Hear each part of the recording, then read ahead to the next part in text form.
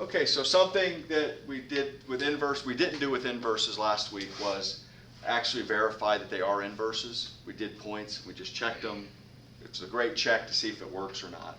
But to really verify, if you're asked to verify, or maybe you're just given two functions and they ask you, are these inverses, right? One way to do it, best way to do it, is to show that if you take the two functions f of x and g of x, and if they are inverses, then if we do f of g of x, the composition, we need to get x back out, and if we do g of f of x, the composition on x, we should get x back out. And you got to use x, you can't use a number because we need to prove for all x's, which is why we're using x instead of 5, 12. That would just be for one number. So here for our first example, these are the ones from our warm-up that we found. We have that g of x is equal to x cubed minus 14, and then g inverse of x is the cube root of x plus 14. They could be called, g and f, or h and k, or g and g inverse. It doesn't matter, just so we do the two compositions. So we have to do two things. We'll do g of g inverse of x, right, which we know is g of g inverse of x. I'm going to take these two and verify that they're inverses.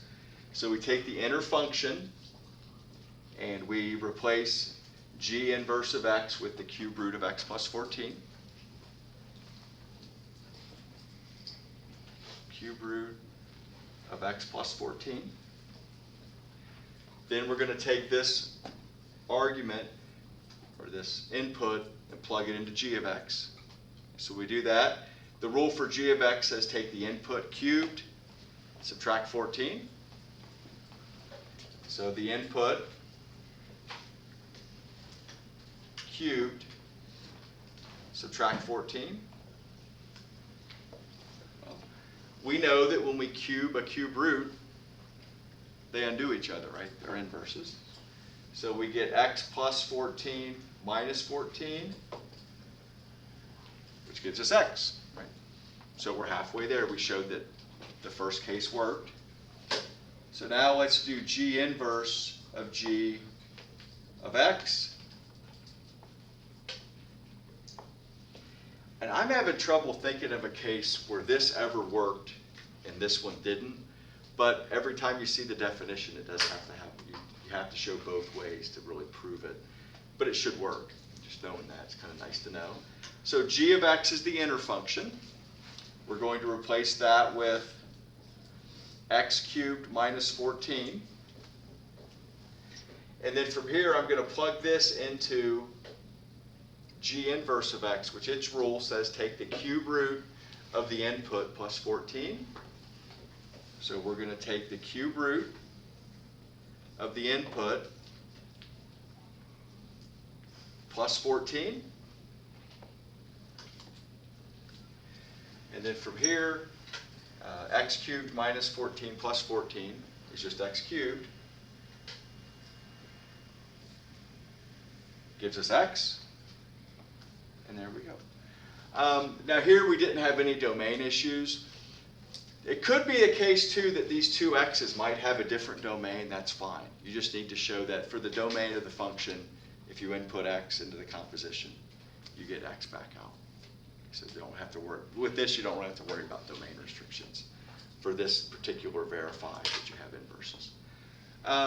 So go ahead and take these other two functions we were looking at. I just went ahead and called them h of x is 2x plus 3, and k of x is x minus 3 squared. Let's go ahead and take a minute and try to verify that those two are inverses. So try the same process with those two. Okay, so for our second example here, we have h of x is 2x plus 3 and k of x is x minus 3 over 2. Again, you can have any names for them. It's completely arbitrary, right? So first we're going to find h of k of x. It doesn't matter which one you do first. Just got to pick one. So we get h of k of x. And this will give us x minus 3 over 2. We're going to replace that inner function. And also here, if you're asked to verify, you do have to show some steps, right? You can't say, yep, they're inverses. Like that doesn't work. You have to actually, just like what we did with even and odds on the last test, right? You have to show the process, show that you're doing the work. So then here we're going to get h says take 2 times the input plus 3. Okay, so with that, well, 2 times something divided by 2 is just the something. So we get x minus 3 plus 3, which is x, which is what we needed.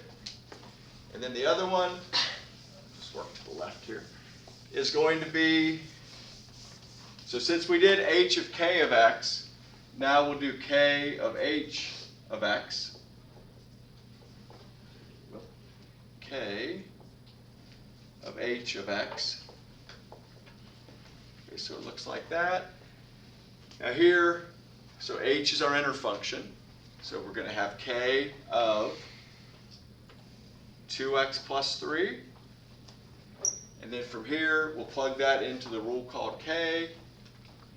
And we're going to get 2x plus 3 minus 3 over 2. Now I went ahead and put it in a parenthesis just out of habit, right? Whenever I substitute, I put things in a parenthesis. This parenthesis, there's no negative in front of it. There's no number touching it, so it's not doing anything. So this is just 2x plus 3 minus 3. So 2x over 2, that gives us x. So we showed that they both equaled x. So then we did verify that h of x and k of x are inverses.